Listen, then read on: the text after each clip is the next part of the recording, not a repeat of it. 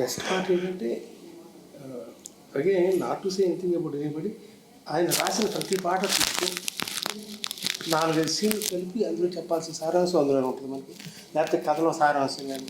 And మీరు అన్నట్టు మొన్న అన్నారు చూసారా, పాట అక్కర్లేదని చెప్పే పాటలు తెచ్చేది ఆయన ఒక్కడే సార్. ఎస్, ఆయనకి పాట రాస్తే డబ్బులు వస్తాయి కదా, కానీ ఆయన అలా కాదు, ఇక్కడ పాట పడదండి.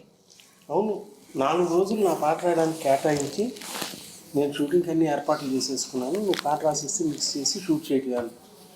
సరే నేను వెళ్ళిపోమన్నాడు ఆ రోజు.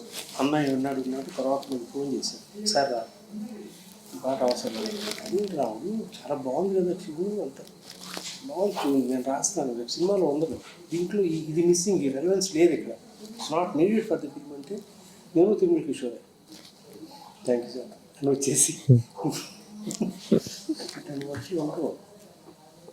అయినా హీ టుక్ ఇట్ వెరీ చాలా ఒక సీక్రెట్ ప్రొఫెషనల్గా తీసుకున్నాడు ఆయన.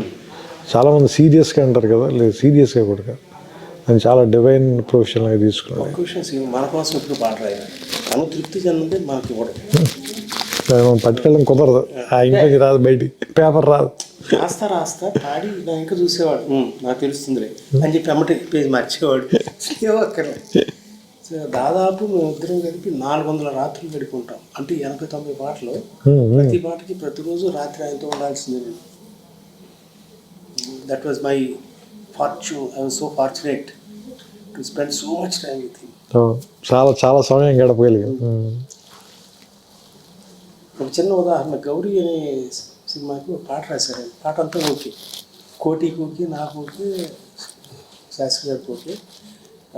వాయిస్ మిక్సింగ్కి వెళ్ళాల్సిన చోట ఒక చిన్న ఇబ్బంది పడ్డాడు కోటి, ఎవరే అని తను ఇచ్చిన ట్యూన్లో ఉంది, అది ఇందులో లేదు, నేను అడ్జస్ట్ చేసుకుంటాను శాస్త్రి గారు అన్నాడు. నువ్వు అడ్జస్ట్ చేయడానికి లేదు, నేను మళ్ళీ రాసి పట్టుకొస్తాను. 3 రాత్రులు ఆ ఎవరే అనే మాటతో ఎంకేయడం కోసం మొత్తం పాట అంతా రాశాడు. మహానుభావుడు, మరి ఏం చెప్పాలి, అద్భుతంగా ఉంటుంది సార్ గౌరీ అనే సినిమాలో.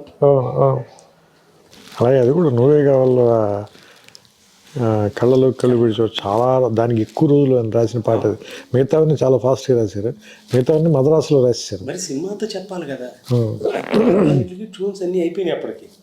ఇది మనం వేరే క్లైమాక్స్ రకరకాలుగా అనుకున్నాం. అవును, 35 days కొట్టుకుని చివరికి మీరు విజయం సాధించే, అంటే నాకు వేమూరి సత్యనారాయణ, పైకి రంగా గారు వీళ్ళందరూ స్టార్ వర్డ్స్ కదా, వాళ్ళు వచ్చి నన్ను వేధించేవాడు, నీకు అర్థం కావట్లేదు, నువ్వు యూత్ సినిమా చేస్తున్నావు కరెక్టే, బట్ ఎల్డర్లీ పీపుల్ కూడా రావాలంటే ఇది కావాలి కదా అని.